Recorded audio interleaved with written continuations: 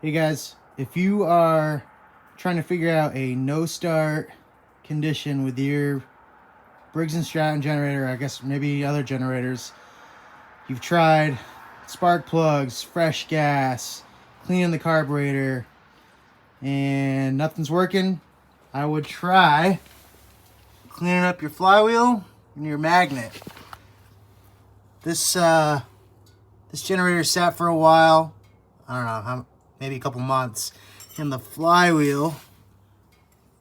was all rusty, and even the magnet had a little bit of rust built up on it. And all I did was clean it up with a little bit of